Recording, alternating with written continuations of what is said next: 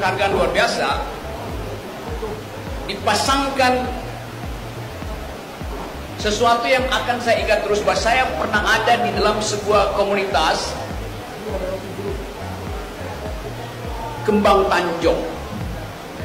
Yang dikembangkan bukan sekedar silaturahmi, tapi akal pikiran. Yang dikembangkan adalah keinginan untuk merawat bangsa ini dengan keadilan. Jadi saya di sini minoritas, sangat minoritas. Tapi saya ingat bahwa Nabi Muhammad menulis naskah Traktat Madinah yang isinya adalah dalil tentang kesetaraan manusia, yang isinya adalah undangan persahabatan.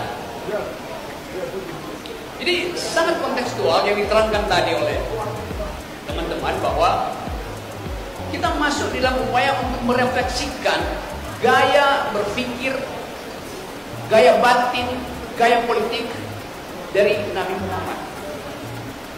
Jelas Nabi Muhammad adalah seorang politisi. Jelas Nabi Muhammad adalah seorang negarawan. Jelas Nabi Muhammad adalah pemimpin dunia, karena sesuatu yang diucapkan dari tahun abad ke-6, tahun 602 Masehi, sampai sekarang orang membaca kembali risalah sosiologis atau versi politik atau terjemahan hermeneutik dari ayat-ayat Quran, terutama tentang keadilan sosial. Sekarang ada keresahan di dunia ini, desain apa yang memungkinkan manusia hidup berdampingan dalam status keadilan sosial. Ada kapitalisme, gagal. Ada komunisme, berbahaya. Orang masuk sekarang pada upaya untuk memikirkan jenis ekonomi, jenis transaksi sosial yang dasarnya adalah kesetaraan manusia. Orang pergi pada studi-studi baru tentang Islam. Karena Islam adalah dokumen yang selesai, dokumen yang final, sebagai revelation, sebagai wahyu. Tidak ada interpretasi. Setelah itu, 1 tahun setelah meninggalnya Nabi, naskah itu selesai dan tidak ada interpretasi lain. Jadi orang melihat betul bahwa secara tekstual Quran itu memuat secara sempurna, secara lengkap seluruh bayangan manusia tentang kehidupan pribadi, kehidupan dengan alam, kehidupan dengan akhirat, dan kehidupan bernegara. Jadi saya menganggap bahwa ini ada satu dokumen sosial yang jadi acuan ketika dunia mengalami fata morgana, mengalami ilusi tentang masa depan.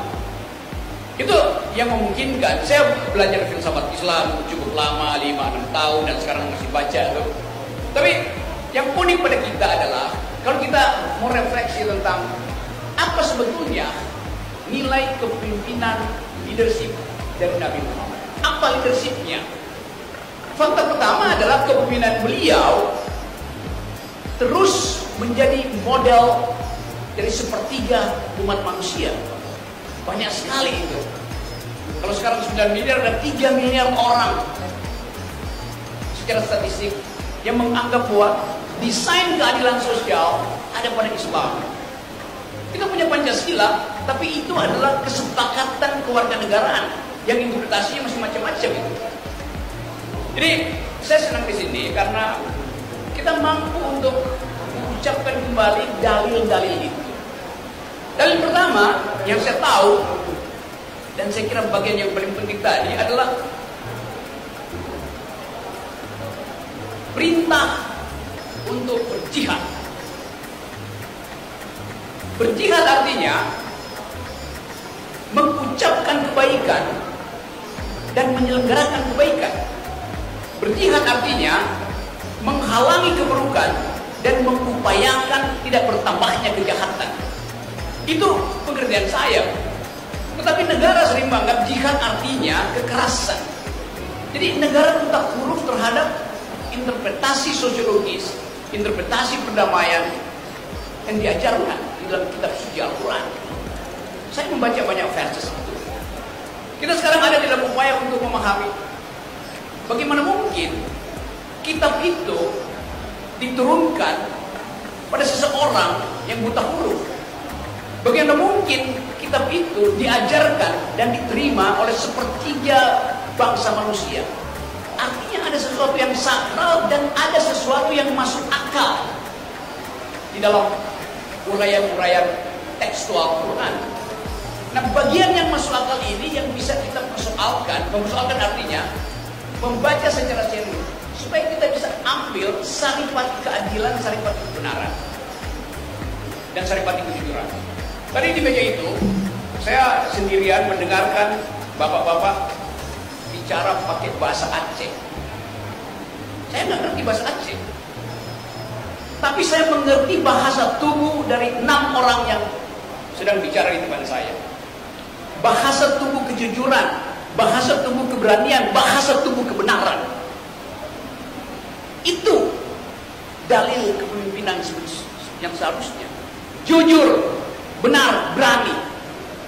Itu yang kita mau bandingkan dengan keadaan sekarang. Tidak jujur, tidak benar, tidak berani. Ini ada kopi, terima kasih nih, kopi Sotek. Sok tahu tapi ekonomi kurang.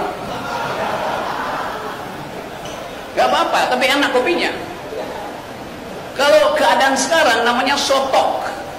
Sok tahu tapi otak kurang.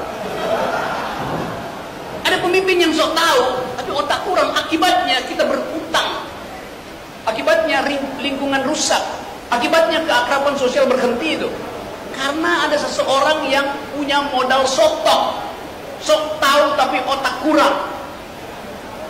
Itu yang ingin kita kemukakan dalam upaya refleksi terhadap kepemimpinan. Kenapa begitu? Kalau Nabi adalah pemimpin, terjemahannya dia adalah leader.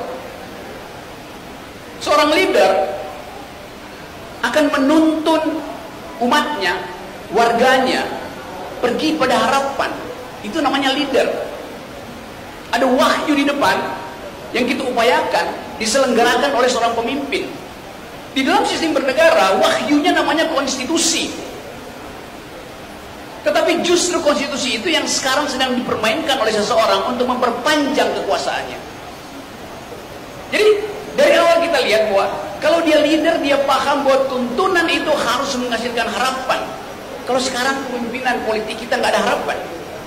Orang frustrasi di mana-mana itu. Bupati Meranti ngamuk, menganggap bahwa Riau itu dieksploitasi, kekayaannya tidak dikembalikan pada Meranti. Dan dia bahkan menantang bahwa kalau begini terus eksploitasi terhadap sumber daya alam dan tidak kembali pada Meranti, dia mau mungkin dia berpikir lebih baik itu jadi bagian dari provinsi Malaysia. Demikian juga di tempat yang lain. Saya baca tadi di koran, Bupati Pasir Utara, tempat ibu kota negara akan dipindahkan, mengeluh bahwa di situ tidak ada universitas. Baru sekarang dia terbuka pikiran bahwa ibu kota negara tanpa akal itu artinya tempat untuk tambah ketidakadilan. Dan kita mulai paham bahwa kenapa para bupati mulai resah sekarang, karena ketidakadilan tidak tiba. Kalau misalnya kita berpikir bahwa IKN itu adalah semacam upaya untuk memperlihatkan kemegahan bangsa, di situ akan ada perusakan lingkungan, di situ akan ada makhluk Tuhan yang akan disingkirkan demi menanam beton di IKN. Padahal doktrin Islam adalah pelihara, hormati semua makhluk. Jadi IKN itu tidak berbasis pada sosiologi Islamis yang memerintahkan manusia untuk saling bersahabat, bahkan bersahabat dengan makhluk. Kalau kita perluas pembicaraan ini, kita kehilangan kemampuan untuk membaca masa depan, karena seolah keadilan sosial itu terhalang oleh kita. Doktrin sosial Islam adalah kesetaraan manusia, bahkan kesetaraan antar makhluk, penghormatan antar makhluk. Kita diminta untuk berlaku dalam perspektif mencintai itu, bukan memusuhi. Yang terjadi sekarang adalah pertarungan politik sama dengan pertarungan